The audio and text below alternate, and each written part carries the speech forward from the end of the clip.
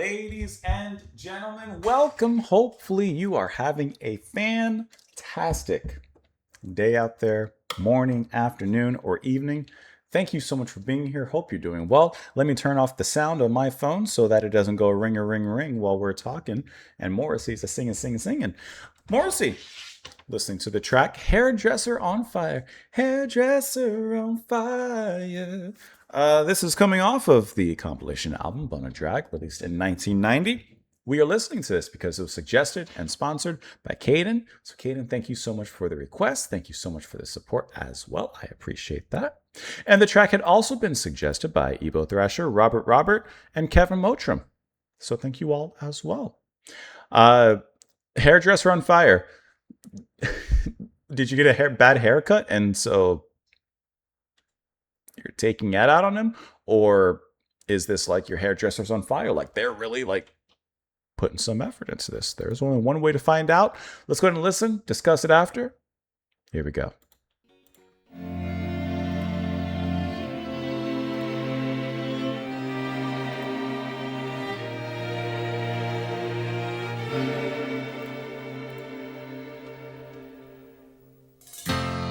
Here is London, giddy London, is it home of the free or wild?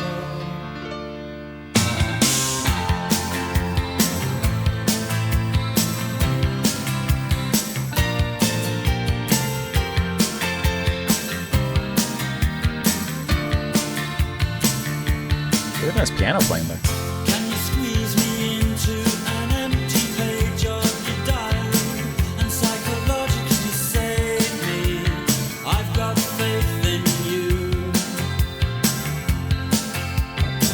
I sense the power in the fingers. Within an hour, the power could totally destroy me, or it could save my life.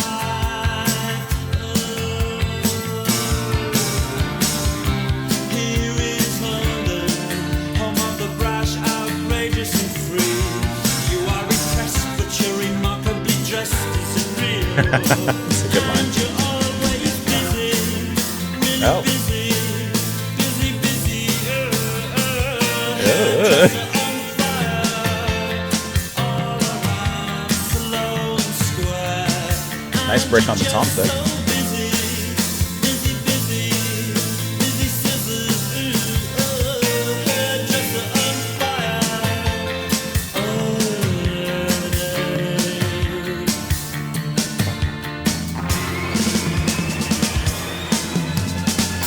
Was a client That got interesting. overcautious? He made you nervous, and when he said I'm gonna sue you, oh, I really felt for you.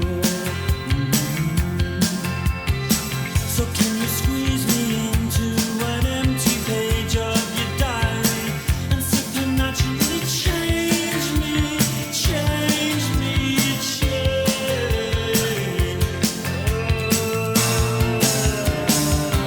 Here in London, home of the brash, outrageous and free.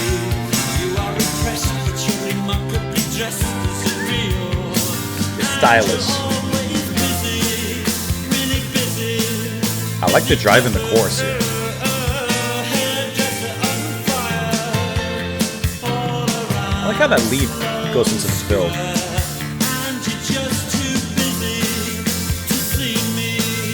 Busy clippers, hairdresser on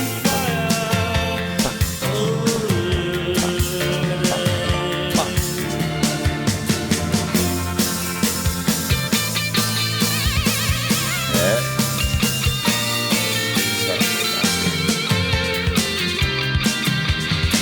Who's drumming?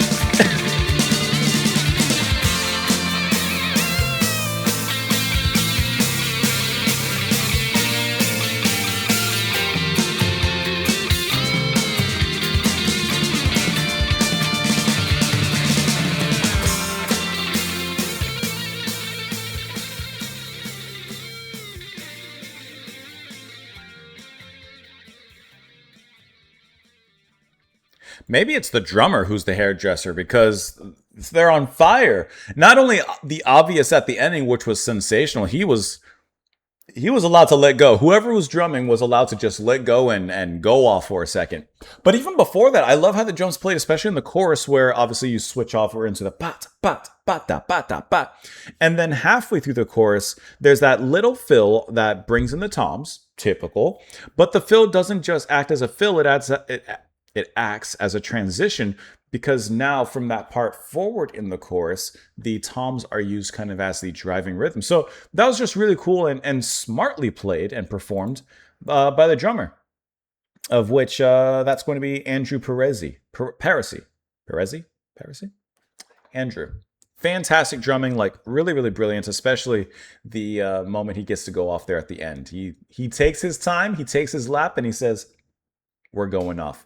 Morrissey, you either like his voice, you either like his singing, or you don't. I'm, of course, in the first camp, of which I do like his voice. And I like how in here, he gets some really nice poetic rhymes and some nice free-flowing lines. There in the chorus, he plays around with his vocalizations a little bit more and has a little bit more fun with it. He kind of brings it into a lower tone as well in certain parts, which I thought was nice and cool. And then the piano playing was also a really welcome addition from the beginning. At the outset, it already kind of makes a nice thematic impression, and that's really nicely built upon and continued forward throughout the rest of the track. Who's playing piano here?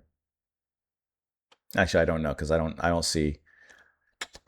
have a personnel list, so I can't quite tell you who's playing piano here, but whoever's doing it is doing a really nice job.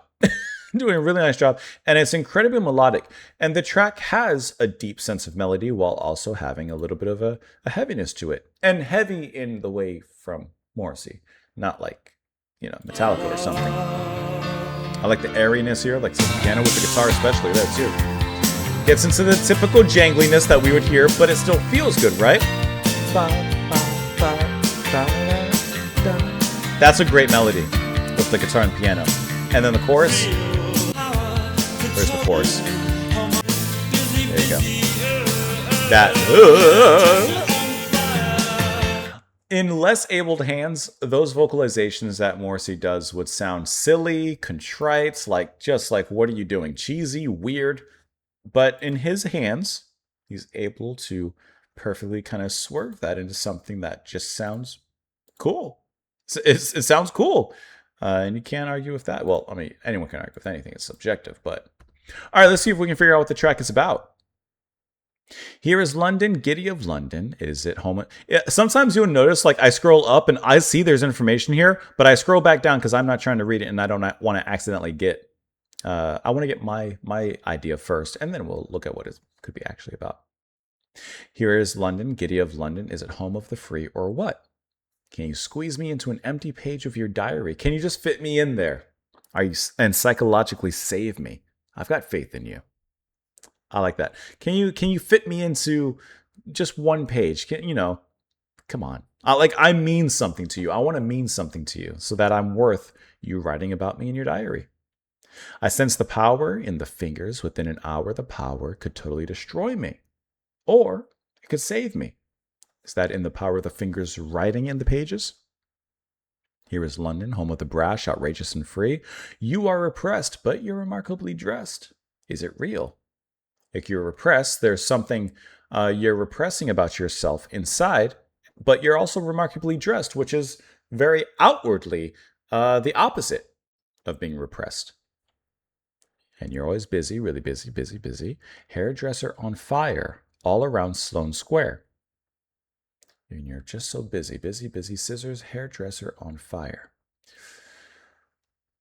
Like too busy for him? Was a client overcautious? He made you nervous. And when he said, I'm going to sue you, oh, I really felt for you. So can you squeeze me into an empty page of your diary and supernaturally change me? It repeats from there.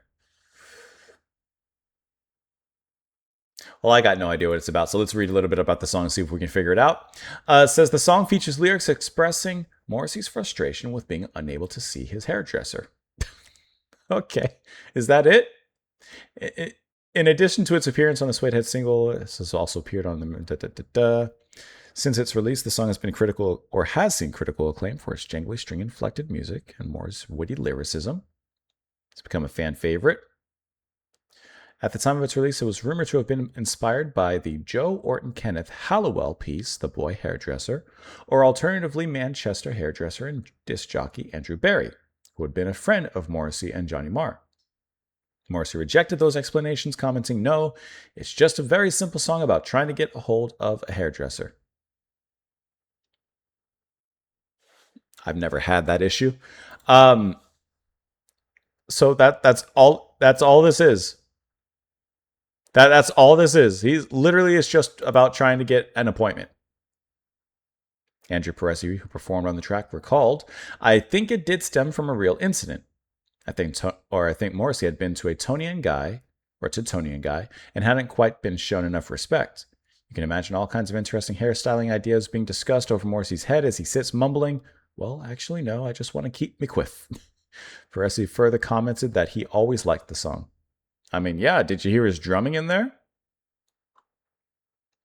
That's all it's about. I thought it was going to be about, I don't know, I thought the hairdresser was something like more symbolic of something, especially as he's mentioning London as such. Maybe he's making some sort of political statement.